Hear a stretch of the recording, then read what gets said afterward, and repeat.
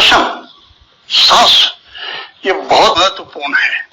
सांस अगली आई ना आई, यदि ना आई तो जीवन गया, और यदि सांस आती जाती रही, सांस चलती रहने का अर्थ ही है जीवन का चलते रहना। और सांस में प्रधान रूप से दो स्वर हैं। हमारे नाक के दो छिद्र हैं। हम समान रूप से, हमें पता नहीं चलता नैसर्गिक रूप से, प्राकृतिक रूप से, कि कौन सा सुर जागृत है और कौन सा नहीं। जो प्राणायाम के जिनका स्वर शास्त्र पर नियंत्रण है, स्वर पर नियंत्रण है, उन्हें इस बात का आसानी से, सहजता से पता चल जाता है। और आम व्यक्ति कोई भी वो पता करना चाहे तो उसे भी आसानी से पता चल जाता है। यह सूर्य स्वर और ये चंद्र स्वर, इसको ईड़ा और पिंगला भी कहते हैं। बीच की जो स्वर है सुषुम्ना नाड़ी, यहां अभी हम बात करेंगे सूर्य स्वर की और चंद्र स्वर की। इनका जीवन के सफल बनाने में, जीवन को सार्थक बनाने में किस तरह से उपयोग हो सकता है, आज का वीडियो इसी विषय पर। बहुत सहज और सरल, हर व्यक्ति इसका प्रयोग कर सकता है अपने जीवन को सार्थक बनाने में, अपने जीवन में सफलता को सहजता से प्राप्त करने में। यूं कह सकते हैं कि भाग्योदय कारक है यह प्रयोग। क्या करना चाहिए? जब हम बिस्तर से उठते हैं, हमारी आंख खुलती है, उसी के साथ हमारा जीवन शुरू होता है। कईयों के साथ होता ऐसा, आपने सुना होगा, सोते हैं रात में बहुत स्वस्थ प्रसन्न, किसी तरह की कोई स्वास्थ्य की समस्या नहीं, लेकिन दूसरे दिन उनकी नींद नहीं खुली, आंख नहीं खुली, जीवन समाप्त हो गया। अर्थात प्रातःकाल हमारा, जब सूर्योदय होने के साथ जब भी हम उठते हैं, हमारा जागृत उठना से ही जीवन का प्रारंभ होता है। वही हमारा जीवन, और जीवन जो आज है, जो चल रहा है, यही जीवन है। जो बीत चुका क्षण वो बीत चुका, उसका हम कुछ नहीं कर सकते, वो हमारे हाथ में नहीं। और आने वाला पल वो हमारे हाथ में नहीं, हमारे पल में है वर्तमान। जो सांस चल रही, जो समय चल रहा, व्यतीत हो रहा, यही वर्तमान, यही जीवन है। तो जब हम उठते हैं तो हम किस मनोस्थिति को लेकर के उठे हैं, उस पर हमारा आज का पूरा दिन निर्भर करता है। और आज का दिन जिस तरह से व्यतीत करेंगे, जिस तरह से हमारा आज का दिन बीतेगा, उस पर फिर कल का दिन निर्भर करेगा।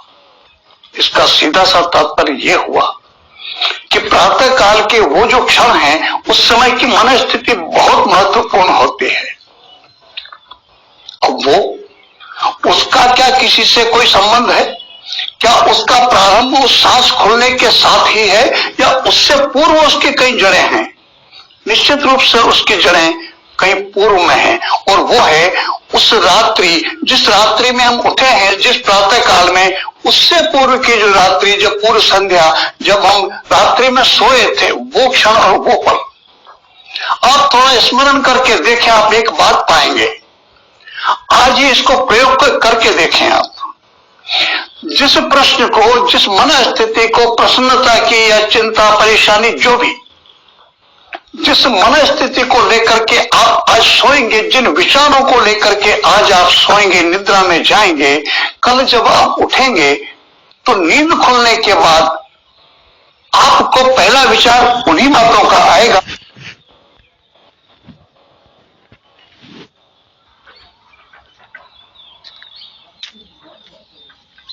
के बाद आपको पहला विचार उन्हीं बातों का आएगा जिसको विचारते हुए रात्रि को सोए थे। ये आप आजमा कर देख लीजिए, यही होता है। इसका सीधा सा अर्थ यह हुआ कि यदि हम आज प्रातःकाल नींद खुलने पर अशांत मन स्थिति में उठे हैं, तो हम रात्रि को अशांत मन स्थिति में सोए थे। तो प्रारंभ हमको करना है रात्रि से।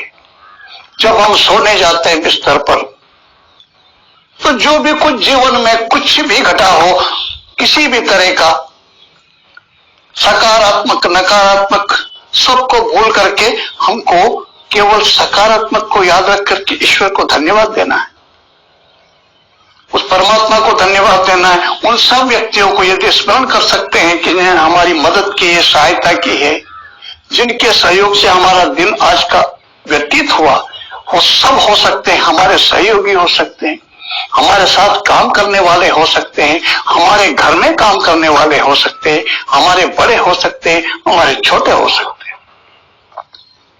उनको धन्यवाद देना, ईश्वर को धन्यवाद देना, उन सबको धन्यवाद देना जिनके सहयोग से हम यहां तक पहुंचे। यह मनोस्थिति एक क्षण भर के विचार होते हैं। इसी मनोस्थिति को रखते हुए हमको रात्रि में नींद में जाना चाहिए। जब हम इन अवस्थाओं को, इन विचारों के साथ रात्रि में जाएंगे, जब हम उठेंगे तो सहजता से हम प्रसन्न रूप में उठेंगे और हमारे मन में स्वतः भावना आएगी उस परमेश्वर को। हम उसको जिस भी स्वरूप में याद करते हैं, जिस भी स्वरूप में भजते हैं, उस स्वरूप को याद करके धन्यवाद देना चाहिए। हर व्यक्ति का कोई ना कोई इष्ट होता है। यदि एक मिनट के लिए मान लेते हैं बहुत ही वैज्ञानिक आधुनिक विचारों के व्यक्ति हैं, वो भी कम से कम इतना किसी न किसी परब्रह्म को, किसी शक्ति को तो मानते ही हैं, उस निराकार को तो कोई मानते ही है। मत माने किसी साकार को, निराकार परब्रह्म, उसी को हमको स्मरण करके उसी को धन्यवाद दें। और जो व्यक्ति ये मान के चलते हैं कहीं कुछ नहीं, मैं ही स्वयं ब्रह्म हूं, कहीं ईश्वर नाम की कोई चीज नहीं, कोई ऐसी शक्ति नहीं जो चला रहे, फिर उनके बारे में कुछ नहीं कहा जा सकता। उनको कुछ सलाह देना व्यर्थ है। उनकी बात नहीं कर रहा हूं, मैं बात कर रहा हूं उनकी जो कुछ तो आस्था रखते, किसी को तो मानते, किसी के प्रति तो मन में श्रद्धा है, किसी तत्व को, किसी शक्ति को मानते हैं जो सृष्टि का संचालन कर रहे हैं, और ये मानते हैं कि हमारा जीवन उन्हीं ने व्यवस्थित कर रखा है। तो हम उसको स्मरण करके धन्यवाद दें। सबसे पहला काम उस परमेश्वर को, उस परम शक्ति को, उस परम तत्व को धन्यवाद कि उसने फिर हमको जीवित उठाया है, हमारी आंख खुली है, फिर एक जीवन में एक दिन दिया है हमें जीने के लिए। ये धन्यवाद देने के बाद हमारे पास जो भी भाव हो, यदि हमें कोई स्तुति, कुछ श्लोक आदि कुछ भी है, वो आप पर निर्भर है। आप किस रूप में याद करना चाहते हैं, वो कई हैं, वो मैं यहाँ पर अभी उनको बोल करके इस वीडियो को लंबा नहीं करना चाहूंगा, लेकिन आप जिस भी स्वरूप में, जिसमें भी प्रभाते कर दर्शनम जैसे कई श्लोक है, कुछ भी करके आप, हम ईश्वर को धन्यवाद देने के बाद जमीन पर पैर रखने से पूर्व एक बहुत महत्वपूर्ण काम बस यहीं से शुरू होती है, यहीं से शुरुआत। हम बिस्तर पर बैठ करके ये देखें कि हमारा कौन सा स्वर चल रहा है। आप थोड़ा सा प्रयोग करके देखें, परीक्षा करके देखें, एक चीज पाएंगे। इस नाक को बंद करके आप 2-4 सांस इस नाक से लें और फिर इसको बंद करके फिर इस नाक से लें, तो आपको पता चल जाएगा एक नाक का एक स्वर थोड़ा सा भारी चल रहा है और एक बहुत सहज हल्का चल रहा है। तो जो हल्का चल रहा है आपका वही स्वर जागृत है। अगर ये हल्का चल रहा है तो इसका अर्थ आपका सूर्य स्वर जागृत है, और यदि ये हल्का चल रहा है इसका अर्थ आपका चंद्र स्वर जागृत है।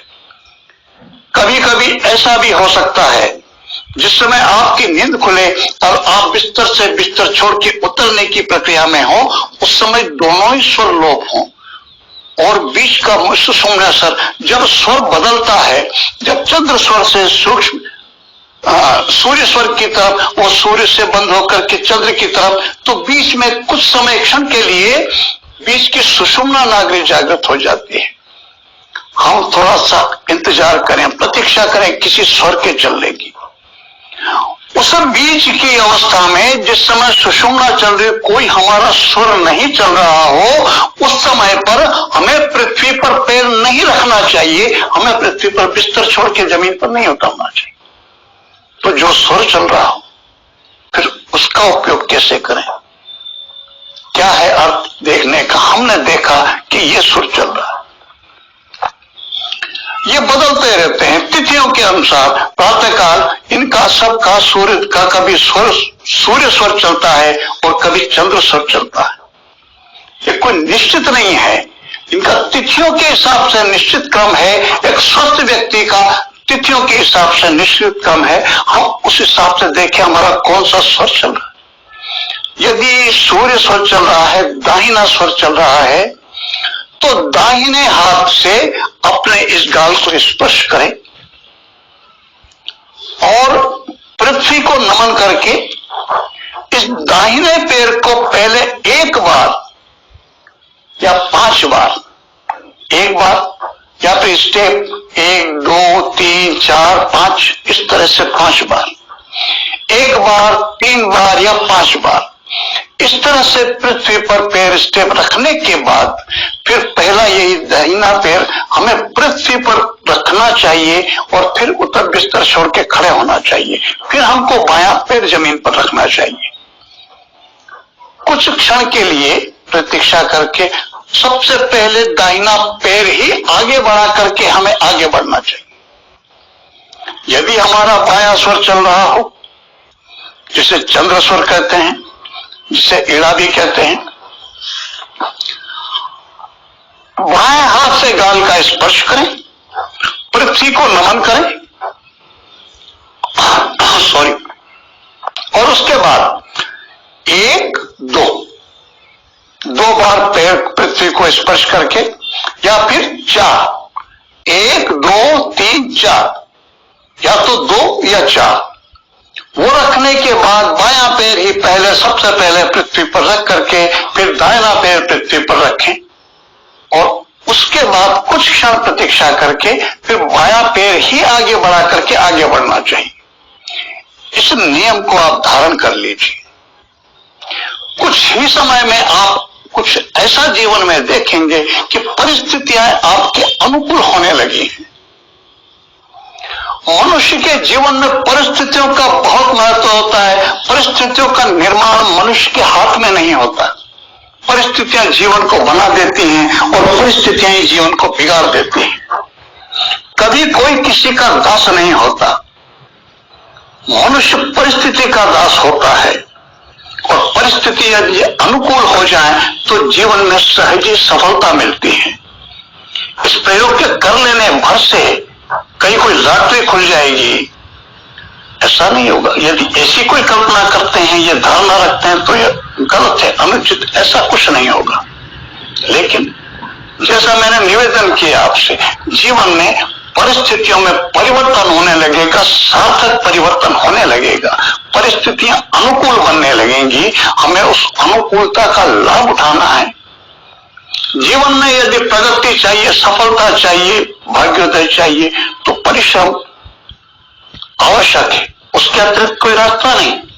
लेकिन परिस्थिति यदि प्रतिकूल हो तो परिश्रम करने का मौका नहीं मिलता या परिश्रम का जो वांछित परिणाम नहीं मिलता, फिर सफलता कैसे मिल सकती? एक सहसा सरल सा प्रयोग है जिसे भाग्योदयकारी कहा जा सकता है, क्योंकि ये जीवन में परिस्थितियों को अनुकूल बनाने में सहायक हो जाता है। बहुत सहज और सरल। रात्रि को सोते समय हम बिल्कुल कुछ भी जीवन में नकारात्मक घटा हो उसका स्मरण न करते हुए जो भी कुछ सकारात्मक घटा है बस उसका ध्यान करें, परमेश्वर को धन्यवाद दें, उन सबको धन्यवाद दें जिनके सहयोग से हमारा दिन व्यतीत अच्छा हुआ। और दूसरे दिन उठते ही सबसे पहले प्रथम परमेश्वर को धन्यवाद देने के बाद ये आत्मविश्वास कि मेरा आज का दिन परमेश्वर की, प्रकृति की, परब्रह्म की, जिसमें भी आस्था हो उनकी कृपा से निश्चित रूप से आज का दिन भी मेरा शुभ व्यतीत होगा, सकारात्मक रूप लिए होगा, मेरे लिए भाग्योदयकारी होगा, लाभदायी रहेगा। इसी कामना के साथ जो मैंने अभी सांसों से जुड़ा एक छोटा सा प्रयोग आपसे निवेदन किया, इसको करके आप उतरें। आप पाएंगे कि जीवन में परिस्थितियां अनुकूल होने लगी हैं और अनुकूल परिस्थितियां निश्चित रूप से भाग्योदय में सहायक होती हैं। मैं आप सबके जीवन में भाग्योदयकारी परिस्थितियों की कामना करता हूं।